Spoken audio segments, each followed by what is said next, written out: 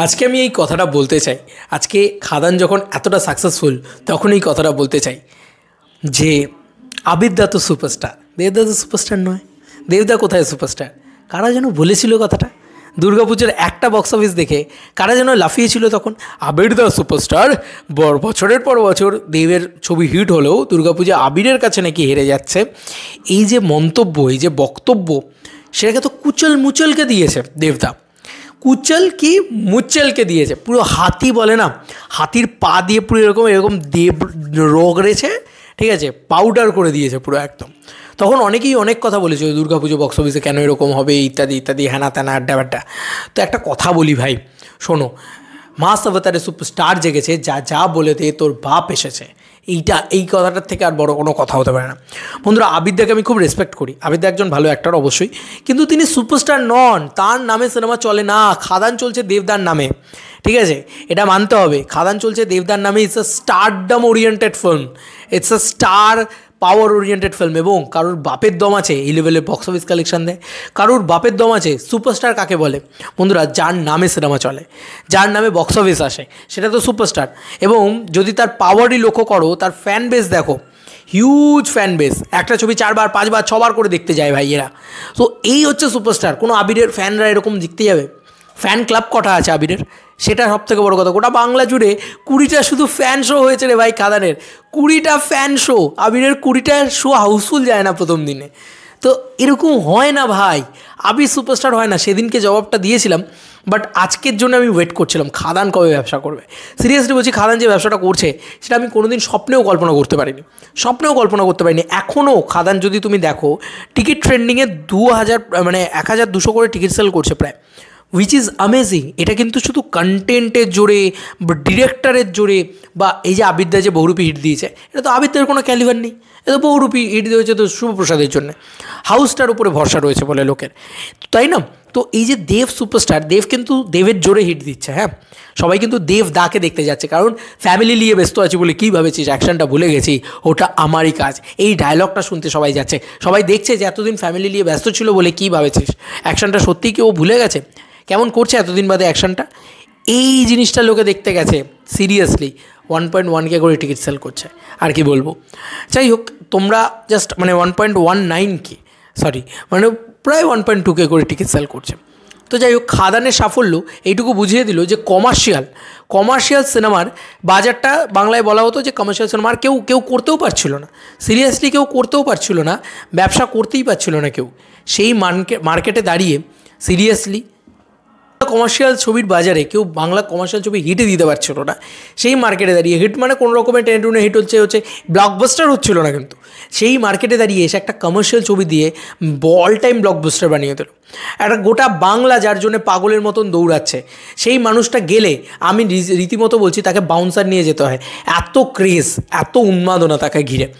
এখানে শুধু নয়, মালদা হোক, শিলিগুড়ি হোক, পুরুলিয়া হোক, বর্ধমান হোক, বাঁকুড়া হোক, দুর্গাপুর হোক, যেখানেই দাদা যাক, সেখানেই আমি নিজে চোখের সামনে দেখেছি শিলিগুড়ির ক্রেজটা তো ম্যাসিভ। তো আমি এইটুকুই বলবো যে ভাই, আমি চোখের সামনে দেখেছি। ওই দৃশ্য যখন দেখতাম না, তখন বারবার আমার ওই কথাটা মনে পড়তো। আর এখানকার কিছু আতেলদের কথা মনে পড়তো, যারা বলতো আবির সুপারস্টার। তাদের কথা ভেবে এত হাসি পেতো না যে ভাই, সুপারস্টারডাম দেখে যায় এসে, যা বলে দে সবার বাপ এসেছে। তো সেইখান থেকে দাঁড়িয়ে আজকের দিনটার অপেক্ষা করছিলাম। আবিরের দম আছে একার নামে সিনেমা টানার? কোনো দম নেই, কোনো স্টারডম নেই।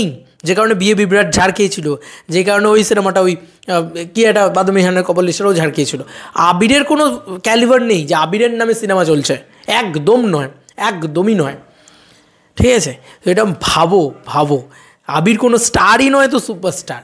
আবির তো একটা অভিনেতা, জাস্ট একটা অভিনেতা, নট লাইক স্টারেরও একটা পাওয়ার থাকে, ঠিক আছে? তার নামে অ্যাটলিস্ট টিকিট সেল হয়, অঙ্কুশদাকে স্টার বলতে পারবো আমরা। নট দ্যাট যে দেবদার ধারে কাছে কেউ নেই ভাই। এটা আমি তখনই বলেছিলাম, আবির সুপারস্টার, দেব নাকি সুপারস্টার না। আজকে উইন্ডোজের রেকর্ড পর্যন্ত ভেঙে চুরমার করে দিয়েছে, বহুরূপীর রেকর্ড ভাঙতে চললো এই সিনেমাটা। মিলিয়ে নিও আমার কথা, দেখা যাক না কি হয়। এবং যদি বহুরূপী ওই রেকর্ডটা করেও থাকে, যদিও তার ভিতরে কতটা যে জল মেশানো, আজকে হাউসফুলটা মারলে দেবদা যে কালেকশানটা দিচ্ছে সেটা থেকে বোঝা যাচ্ছে।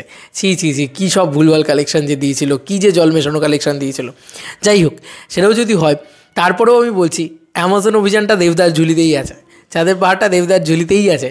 বাংলার সবথেকে বেশি বক্স অফিস কালেকশন করা প্রথম 1 নম্বর ছবিটা দেবদার, অ্যামাজন অভিযান, তারপরে আছে চাঁদের পাহাড়, তারপরে আছে মানে প্রজাপতি। আমি মনে করি বহুরূপী তারপরে রয়েছে। তো যাই হোক, স্টারডাম ছাড়া কোনো দিন এই বিজনেস হওয়া অসম্ভব। 1 সপ্তাহে যা কালেকশন করলো, 1 সপ্তাহের ভিতরে প্রায় 8-9 কোটি টাকার কালেকশন করা, এটা মুখের কথা না রে ভাই, মুখের কথা না, গ্রস কালেকশনের কথা বলছি। হ্যাঁ, তো খাদান বুঝিয়ে দিল দেব কী জিনিস, খাদান বুঝিয়ে দিল যে দেবদা কত বড় সুপারস্টার। ঠিক আছে, দুর্গাপুজোর বক্স অফিস দিয়ে তুলনা হয় না। আর 3টে ক্ল্যাশে হারলো কি 4টে ক্ল্যাশে জিতলো, এই দিয়ে কোনো দিন সুপারস্টারডাম বিচার হয় না।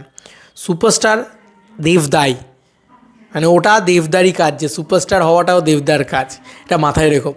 যারা তখন বলেছিল তারা কোথায়, তারা আজকে বলবে তো আবির সুপারস্টার। আমি শুধু তাদের মুখটা দেখতে চাই। তখন আমার খুব রাগ হয়েছিল, আমার মনে হয়েছিল যে আচ্ছা গণ্ড মূর্খ, এরা কী আর করবে, আঁতেল, তাই জন্য এরা বলছে। কিন্তু এইসব আঁতেলদের ধুয়ে রোগরে একদম নিংড়ে জামা পরিয়ে দিয়েছে। কি one and only the biggest superstar of our Tollywood industry, the biggest megastar of our Tollywood industry, one and only the name na, this is a brand, Devda, আর কিচ্ছু না। তো দেবদা is the ultimate biggest superstar, সেটা তার box office result বলে। একার নামে hit দেয় রে ভাই, একার নামে হিট দেয়। জাস্ট দেবদাকে দেখতে লোকে দেখতে আসছে ছুটতে ছুটতে। আর কি ক্রেজ, হল থেকে বেরিয়ে প্রত্যেকে দেবদার কথা বলছে, প্রত্যেকে বলছে ওল্ড দেবদাকে ফেরত পেলাম, মজা পেলাম, এন্টারটেনমেন্ট পেলাম, অনেক দিন বাদে একটা আনন্দ দেওয়ার মতন সিনেমা পেয়েছি। একটাও কেউ করতে পারছিল না এই জায়গাটা। শোনো ভাই, ভালো ডিরেক্টরের সাপোর্ট, ভালো গল্পের সাপোর্ট, ভালো কিছু বড় নামি ডিরেক্টর, বড় প্রোডাকশন হাউসের সাপোর্ট, সব কিছু নিয়ে হিট দেওয়া, আর একা একটা দেব দাঁড়িয়ে আছে শুধু একদিকে। বলে না সেই পাণ্ডবদের সাথে কেউ ছিল না, কিন্তু শ্রীকৃষ্ণ ছিল। সেই শ্রীকৃষ্ণটা হচ্ছে, আমি মনে করি আমার কাছে ভগবান হচ্ছে দেবতা। ওই মানুষটা যদি কারোর দিকে দাঁড়িয়ে যায় না, সারো রথের দিকে যদি কারোর দিকে দাঁড়িয়ে যায় ওই মানুষটা, তাহলে ওকে হারানো কারোর বাপের স্বাধীন নেই। কারণ যা যা বলে দে, সবার বাপ এসেছে। চলো বন্ধুরা, নতুন কোনো ভিডিওতে দেখা হবে, বাই।